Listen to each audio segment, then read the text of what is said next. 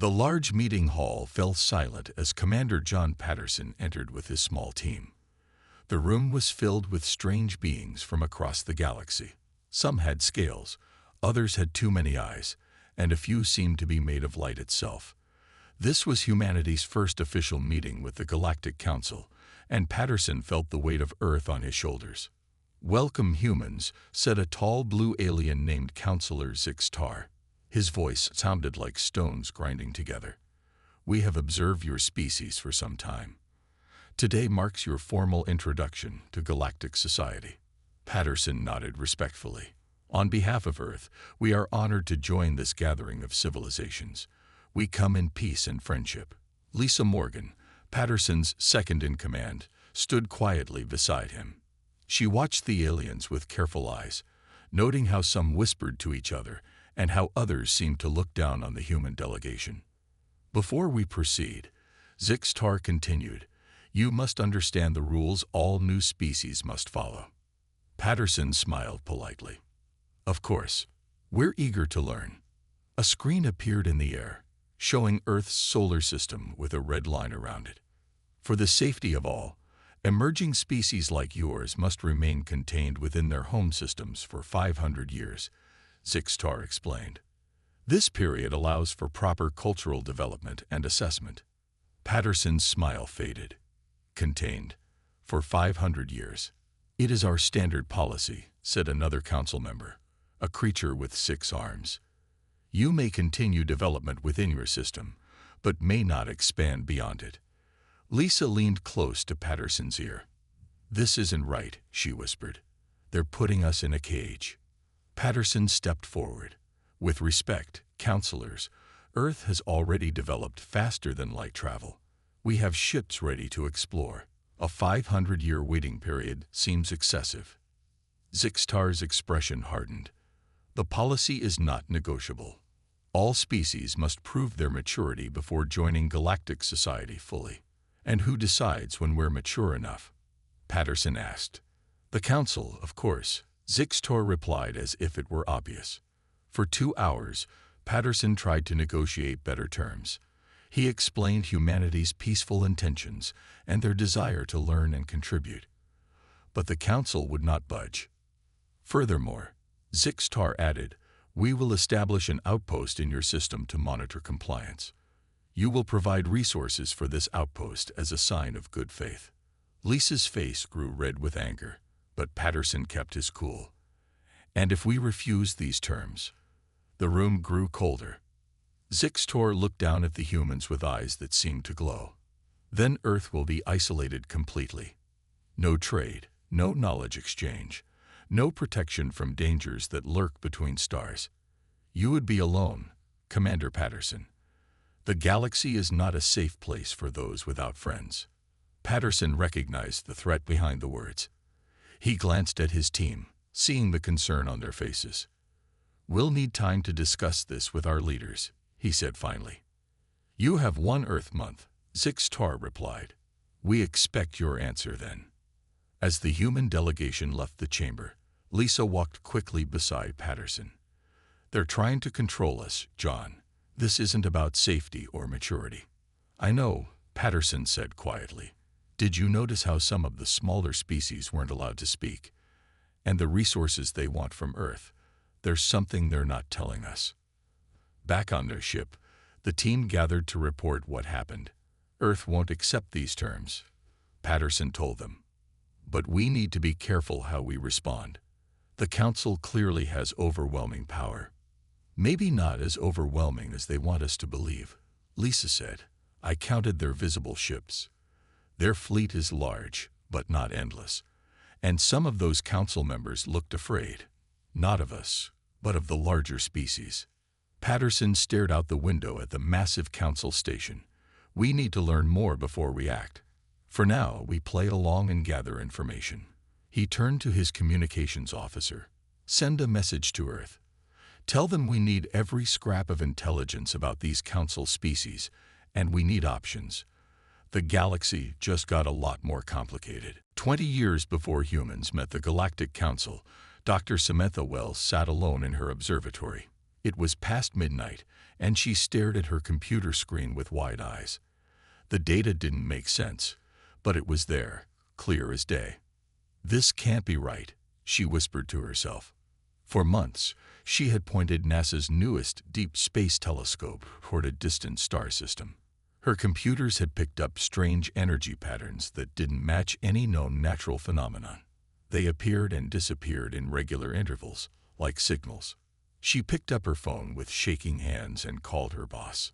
3 days later, Samantha found herself in an underground room in Washington, D.C. Men and women in suits and military uniforms sat around a large table. She had never been so nervous. "Please explain what you found, Dr. Wells," said a gray-haired man at the head of the table. "I detected artificial energy signatures from multiple star systems," she said. "They aren't random. They show patterns consistent with advanced technology. We are not alone." The room was silent for a long moment. "How advanced?" asked a woman in a Navy uniform. "Very," Samantha replied. "And they're everywhere. Dozens of systems show these signatures." Secretary William Grant stood up. He was tall with a serious face. "Ladies and gentlemen, this confirms what some of us have suspected. Earth needs to prepare." "Prepare for what?" someone asked. "For whatever is out there," Grant answered. "Dr. Wells has given us proof of intelligent alien life. We don't know if they're friendly or hostile. We must act now, quietly, to protect our planet." The next day, the United Nations Security Council met in secret. They created Project Bastion, a hidden initiative to prepare Earth for possible alien contact. They chose Navy Admiral Frank Miller to lead it. Admiral Miller was not a man who smiled often. He had led ships in 3 conflicts and was known for his direct approach. Now he faced his biggest challenge. "We need a fleet," he told the small team assigned to him. "A fleet no one knows about." "How do we hide something that big?" asked a young engineer. Miller pointed to a map of the solar system. "Space is vast. The asteroid belt, the dark side of the moon, the moons of Jupiter and Saturn. These will be our shipyards." Project Bastion began slowly. Small teams of engineers and scientists were told they were working on mining operations or research stations. Special military units trained for space combat in secret facilities. Only a handful of top government officials from major nations knew the truth. 5 years into the project, they built the first ship. It wasn't large, but it incorporated Earth's best technology. They named it Shadow. "Not very creative," Miller said when he first saw the ship floating in a hidden base inside a hollowed-out asteroid. "But accurate," replied Chief Engineer Alan Kelly.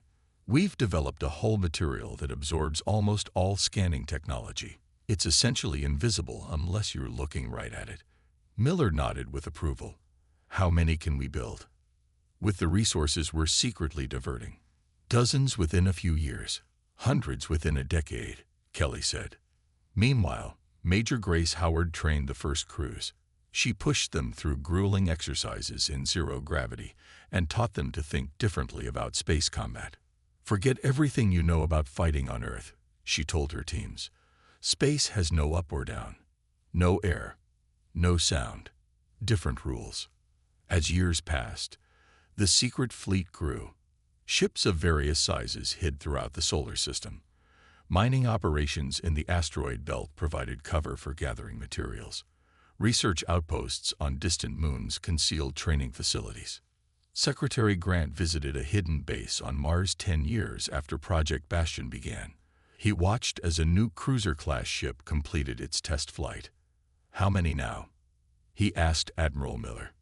76 combat-ready vessels," Miller answered. "Another 30 in production. And no one suspects." Miller shook his head. "We're hidden in plain sight. The public thinks we're expanding science and mining operations. Even most of the workers don't know what they're really building." Grant nodded slowly. "Keep going. Something tells me Earth will need this fleet sooner than we thought." Chief Engineer Alan Kelly floated in the empty space between Earth and Mars. His spacesuit was special. It showed up as space junk on most scanners. perfect for secret work. "Try it now," he said into his radio. 50 meters away, a ship the size of a small office building shimmered and then seemed to vanish. Kelly could still see it with his eyes, but his handheld scanner showed nothing. "Reading 0 on all bands," he confirmed. "The new stealth system works." Inside the ship, a crew of 6 cheered. They had been working on this technology for months. The ship, called Phantom, was the newest in Earth's secret fleet, and its stealth system was better than anything they had built before. "Good work," came Admiral Miller's voice over the radio. "Return to base." Base was a large asteroid that had been hollowed out years ago. From the outside, it looked like just another rock floating in space. Inside was a busy shipyard where hundreds of workers built vessels for Project Bastion. When Kelly arrived, Miller was waiting with Major Grace Howard. They stood in a control room with large windows overlooking the main construction area. 3 ships were being built at the same time. "How many ships do we have now?" Kelly asked. 142, Miller answered. "Another 60 in production." Howard nodded. "And we have crews trained for all of them. My teams are getting good, really good." Over the past decade, Project Bastion had grown beyond what anyone had expected. What started as a small secret program had become a full fleet with bases hidden throughout the solar system. On Jupiter's moon Europa, engineers had built underwater facilities beneath the ice where they tested engines. On Saturn's moon Titan, a base trained pilots in the moon's thick atmosphere. Even Pluto had a small outpost that watched the edge of the solar system.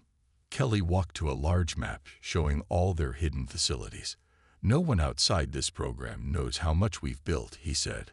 "From mining operations in the asteroid belt to the research stations on the moons. Everything gives us cover for what we're really doing." Howard pointed to a section of the map. "My special operations teams train here, in the low gravity of Ceres. We've developed new fighting techniques for space. My people can move from ship to ship in vacuum and can fight in 0 gravity better than any regular soldiers." Miller nodded with pride. "We started with nothing but fear of what might be out there. Now we have a fleet that could protect Earth if needed." The next day, Director Eric Russell from Intelligence Operations arrived at the asteroid base.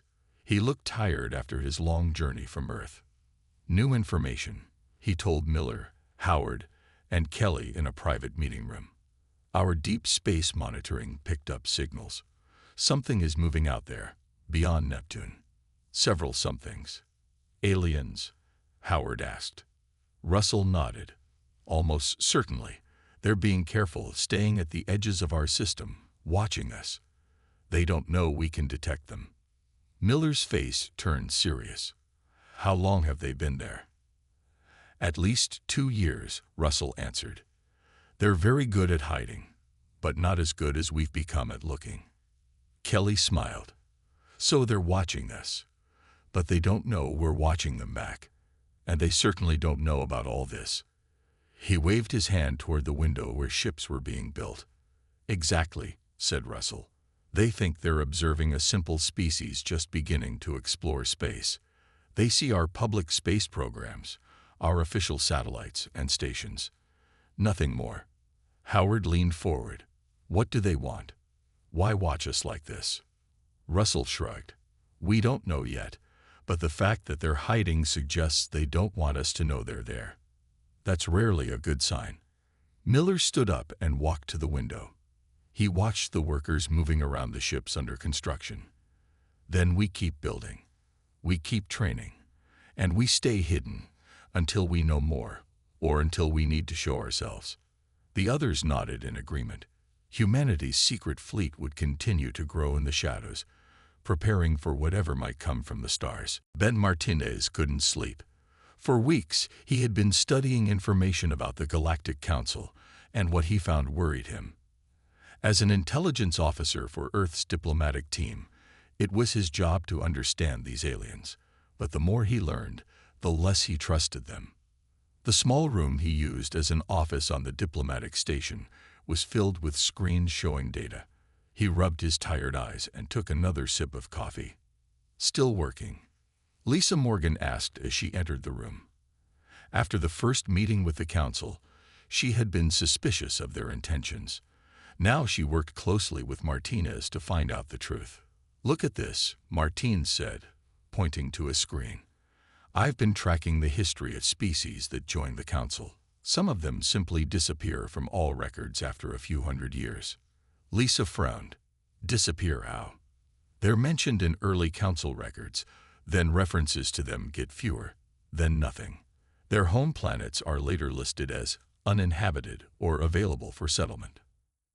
"That could mean anything," Lisa said, but her voice was uncertain. Martinez pulled up another screen. I cross-referenced with star maps. At least 7 species were contained like they want to do with us. All 7 eventually vanished. Their planets now belong to the major council species. Lisa sat down heavily. "They're eliminating competition." "I think so. They keep new species locked in their home systems, watch them, then take what they want when the time is right." The door opened again, and Captain Susan Wright walked in. She commanded the stealth scout ship that had secretly brought them to the council station. "We have a chance," she said quietly. "The council is hosting representatives from all member species tonight. Security will be focused on the main halls." Lisa stood up. "Then it's time for our plan." An hour later, Lisa moved quietly through the back corridors of the council station. She wore a service uniform stolen from a maintenance area. Captain Wright had hacked into the station's systems to loop security camera footage. Lisa found the data center exactly where their scouts had reported it would be. Using a device engineer Kelly had created, she bypassed the lock and slipped inside. The room was cold and filled with humming machines. She plugged Kelly's device into a console and waited while it copied data. Earth's engineers had studied alien technology carefully over the years and had created tools that could interact with their systems. "How much longer?" Martinez asked through her hidden earpiece. "Almost done," she whispered. Suddenly, a door on the far side of the room opened. A council member with gray skin and 4 arms entered. Lisa froze behind a tall server unit. The alien moved to a console and began working. Lisa held her breath. The copying device needed 30 more seconds. The alien paused and looked around. It seemed to sense something was wrong. It took a step toward Lisa's hiding spot. Then an alarm sounded somewhere else in the station. The alien hurried out through the door it had entered. Lisa quickly retrieved the device, now full of council data, and left the room. She made her way back through service corridors to the human diplomatic quarters. Martinez and Captain Wright waited for her there. "Did you get it?" Wright asked. Lisa handed over the device, everything from their main database. They spent the next day sorting through the stolen information. What they found confirmed their worst fears. "They never intended to give us a fair chance," Martinez said, pointing to internal council communications. "They've already scheduled survey teams to assess Earth's resources. And look at this," Lisa added. "They have detailed notes about other contained species. They deliberately limited their technology growth, introduced conflicts between nations, and weakened them before taking their worlds." Captain Wright's face hardened. "There's more. According to this, they plan to establish military outposts throughout our solar system. Not just a monitoring station like they claimed. They want to gradually take Earth's resources while keeping us trapped in our own system," Martinez said. "They don't see us as equals to be welcomed. They see us as either a threat to eliminate or a resource to exploit." Lisa stood up. "We need to report this to Earth immediately. The Council isn't offering protection or guidance. They're planning a slow invasion." Wright nodded. "I'll prep the ship. We leave in 6 hours, before they realize what we've taken." As they prepared to depart, Lisa looked out a window at the massive council station. "They think they're so superior, so clever," she said quietly. "They have no idea what's waiting for them if they try to control Earth." The United Nations meeting hall was filled with tension.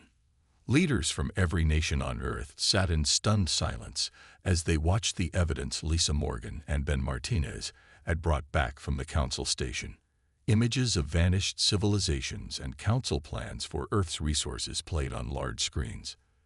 "This is what awaits us if we accept their terms," Commander Patterson said when the presentation ended. UN Secretary General Paul Thompson stood up. He was a tall man with dark skin and gray hair who had led the world body for 5 years. "We must decide quickly. The Council expects our answer in 3 days. We have 2 choices," Patterson continued. "Accept their containment and hope to find a way out later, or reject their terms and face possible attack." The room erupted in worried discussion. Some nations wanted to buy time by pretending to comply. Others demanded immediate resistance. "There is a third option," said a quiet voice from the back of the room.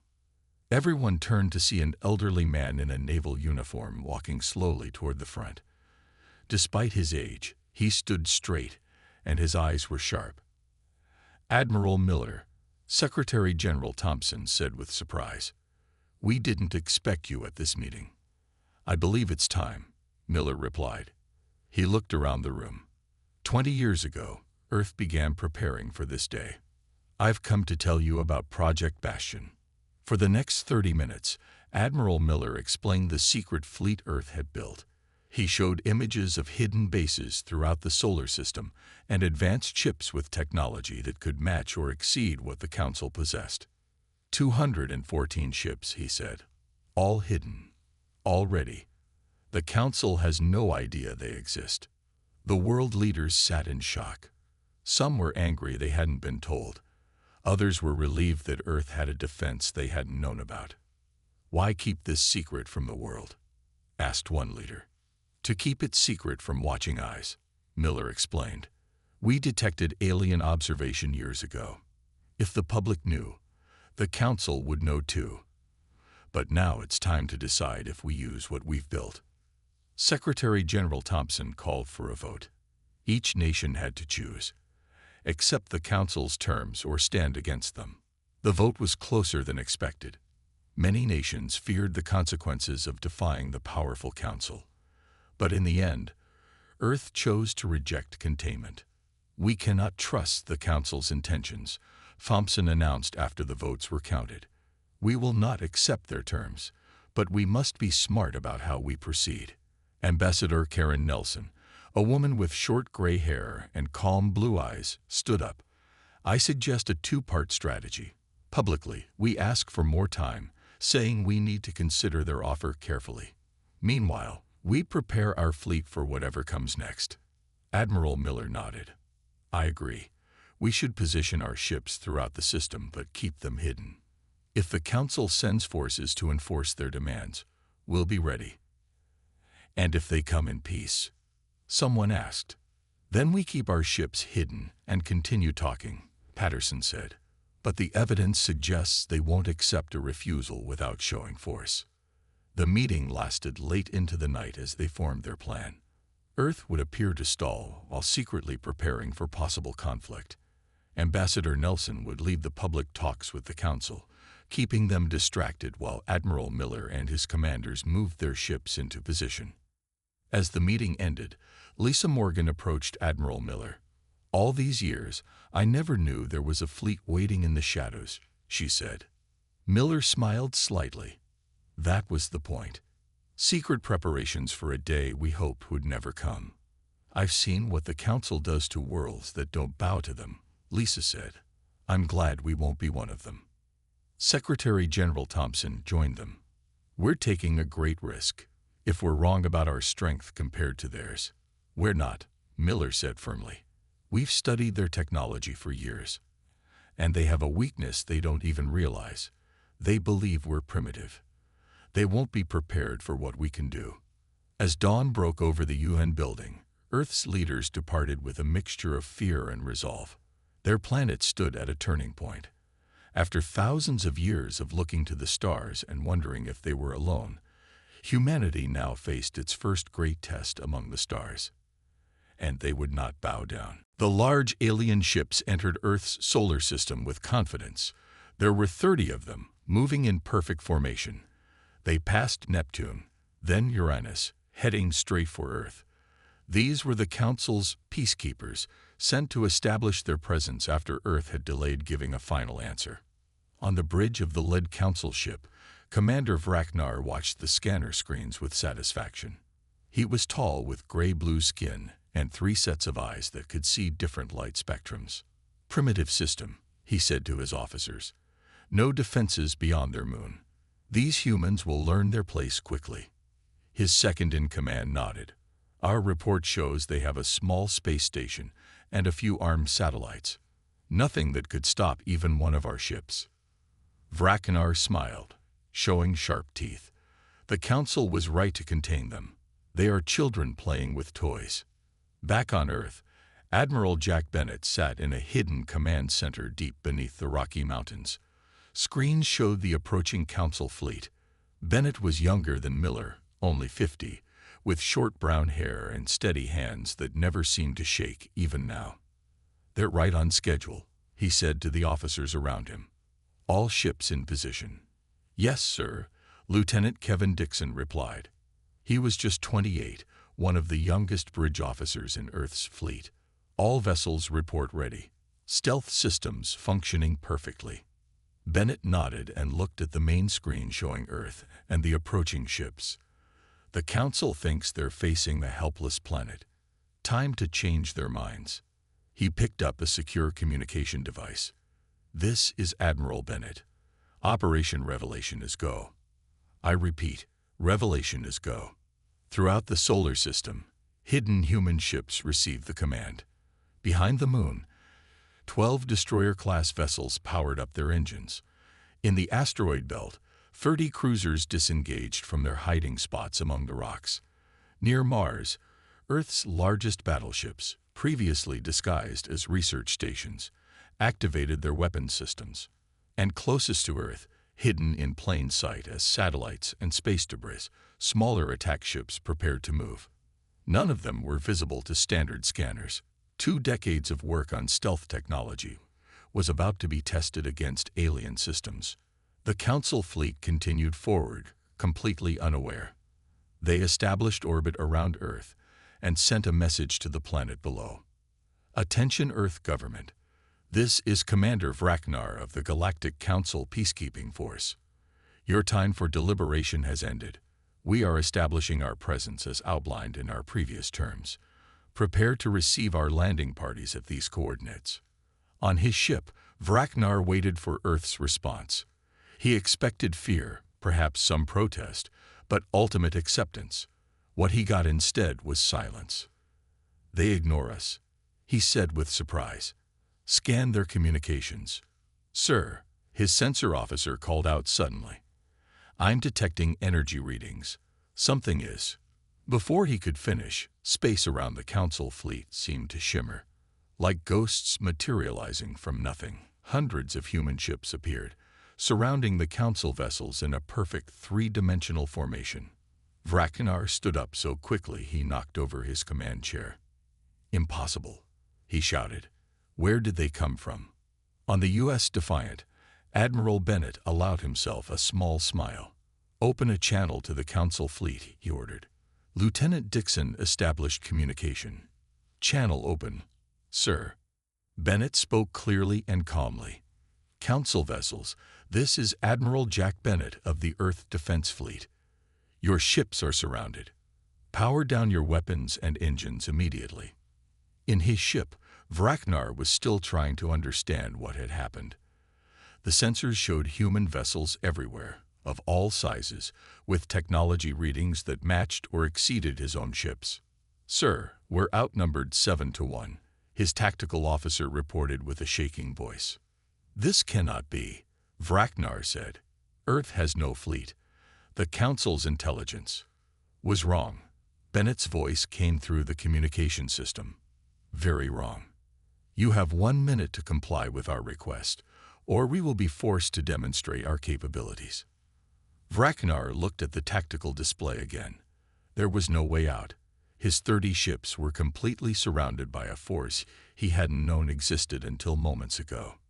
Power down weapons, he ordered finally. Tell them we will comply. Throughout the solar system, crews on human ships cheered. After 20 years of secrecy and preparation, Earth had revealed its strength.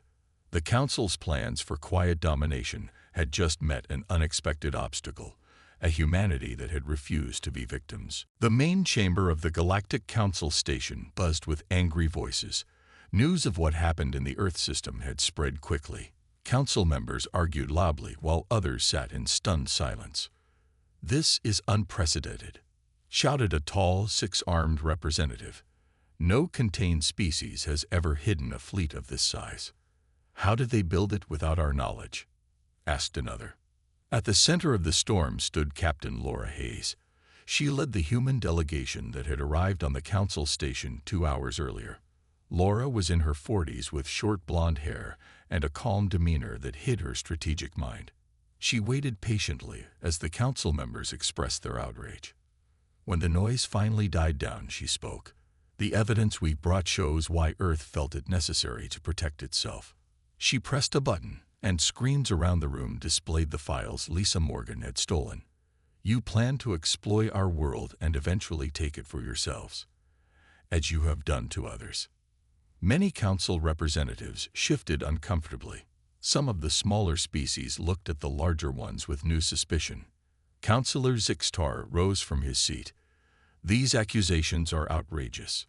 The containment policy exists to protect developing species and the galactic community." "Then explain these records," Laura said, bringing up more evidence. 7 species contained, then erased. Their resources harvested. Their planets claimed by senior council members. A murmur spread through the chamber. Near the vac, a small reptilian being named Counselor Jex Terry stood up. He represented one of the council's minor species. "I wish to speak," Jex Terry said. His voice was quiet but firm. "For too long, smaller species have had no real voice here. The major powers make decisions that benefit themselves. If what the humans show is true, we must reconsider many things." Several other representatives of smaller species nodded in agreement. Zixtar's face darkened with anger. "This is just one incident. The humans showed disrespect for established order. They must still be contained." Laura shook her head. "That time has passed. Earth demands recognition as a full independent power with rights to explore beyond our system. We will not be contained." "And if we refuse?" Zixtar asked. Daniel Cooper, Earth's chief strategist, stepped forward beside Laura. He was a serious man who had helped plan every move of this confrontation. "Your peacekeeping fleet remains surrounded by our ships," he said, "and we have discovered the locations of 5 major council supply routes. We can disrupt them at any time." Chaos erupted again as council members realized the implications. Humans had not only built a fleet but had gathered intelligence on council operations throughout nearby space. Jex Terry moved closer to the human delegation. "Many of us have suffered under the current system," he said quietly. "If you truly seek change, you have allies here." Laura nodded. "We don't want war. We want fair treatment for Earth and all species." For the next 6 hours, negotiations continued. The council split into factions. The dominant species tried to maintain their power while smaller ones, inspired by Earth's stand, demanded reform. By the end of the day, Laura Hayes stood tired but satisfied as the council voted on a new proposal. Earth would be recognized as an independent power with rights to explore space. In return, humans would share some of their technology and join a committee to reform council policies. "This is just the beginning," Jex Terry told Laura as they watched the vote tally. "Your people have started something that cannot be stopped." Laura smiled. "We didn't come looking for revolution. We just wanted to protect our home." "Sometimes protection requires changing the rules," the alien replied. As Laura prepared to return to her ship, she received a message from Admiral Bennett. The council fleet near Earth was being allowed to leave, but human ships would escort them to the edge of the solar system. "We still have much to discuss. Counselor Zixtar said to Laura before she left. His tone was less arrogant now. Your species has surprised us all. That was the point, Laura replied. Remember this lesson when you meet other new species. Appearances can be deceiving. Back on her ship, Laura looked out at the stars. For the first time, they represented opportunity rather than threat. Humanity had earned its place among those stars not through conquest, but by refusing to be conquered. 1 year had passed since Earth revealed its secret fleet to the Galactic Council. In that time, much had changed across the galaxy. Commander John Patterson stood by a large window on the newly built Earth Embassy Station. From here, he could see ships coming and going. Vessels from Earth and a dozen alien worlds now moved freely through this busy part of space. Quite different from our first meeting with the Council, Lisa Morgan said as she joined him at the window. She wore a formal uniform now, with insignia showing her new role as head of the Human Diplomatic Security Corps. Patterson smiled. I still remember Zixtar's face when he realized how badly they had underestimated us. Below them, in the main docking bay, workers prepared for a historic event. The colony ship New Horizon was ready for its journey to the Ta-Ceti system, where humans would establish their first settlement beyond the solar system. The Solar Accords changed everything, Lisa said, referring to the agreement signed after the standoff. It had recognized humanity as a full independent power and reformed many council policies. Not just for us, Patterson added. Look there. He pointed to a small ship with unusual designs. It belonged to the Nelvari, one of the minor species that had lived under council restrictions for centuries. Now they too were building colonies and trading freely. Admiral Jack Bennett arrived, accompanied by Counselor Jex Terry. The reptilian alien had become Earth's strongest ally in the Reformed Council. The New Horizon passes all safety checks, Bennett reported. She's ready for launch tomorrow. Many will be watching this mission, Jex Terry said. It represents the new way of doing things. 7 other species have begun planning their own expansion missions, inspired by your example. In the years since the confrontation, Earth had revealed more of its technological advances. Some came from Project Bastion, while others had been developed by public space programs. Human stealth systems, in particular, had impressed the galactic community. Earth had also formed alliances with several formerly oppressed species. Together, they pushed for further reforms of the Council. The old power structure was slowly changing as more voices gained equal standing. Any word from the Varaxians? Patterson asked, referring to Zixtar's species that had dominated the Council for so long. They've been quiet, Jex Terry answered. Losing power is difficult for them, but they've honored the accord so far. Later that day, Patterson attended a ceremony on the colony ship. Hundreds of people, the first human colonists, gathered in its main hall. They would depart the next morning to build a new home among the stars. The ship's captain, a woman named Nancy Fuller, gave a short speech. For thousands of years, humans looked up at the night sky and dreamed of reaching other worlds. Tomorrow, we take our first true step into the galaxy. As Patterson listened, he thought about how close Earth had come to a very different fate. If not for the foresight of people like Admiral Miller and Dr. Wells 20 years ago, humans might now be trapped in their home system, slowly being exploited by the Council. After the ceremony, he met with Ben Martinez, who had continued his intelligence work. We're monitoring the major species activities, Martinez said. Most have accepted the new reality, but we need to stay alert. And our fleet? Patterson asked. Stronger than ever. Some ships remain hidden. Admiral Bennett believes in keeping a few surprises in reserve. As evening came, Patterson returned to the window. The stars looked different to him now. They were no longer distant, unreachable points of light. They were places humanity could go, worlds they could visit, civilizations they could meet as equals. On Earth below, people went about their lives, many still adjusting to the knowledge that they were part of a larger galactic community. Schools taught about alien cultures, businesses developed trade with other worlds, and scientists collaborated with their counterparts from distant stars. Earth had earned its place in the galaxy not through conquest or submission, but by being prepared and standing firm when it mattered most. The secret fleet had shocked the Galactic Council, but what came after? Humanity's wisdom in using their strength to build rather than destroy had impressed them even more. As Patterson watched a small Earth ship depart for a distant star, he smiled. The journey was just beginning.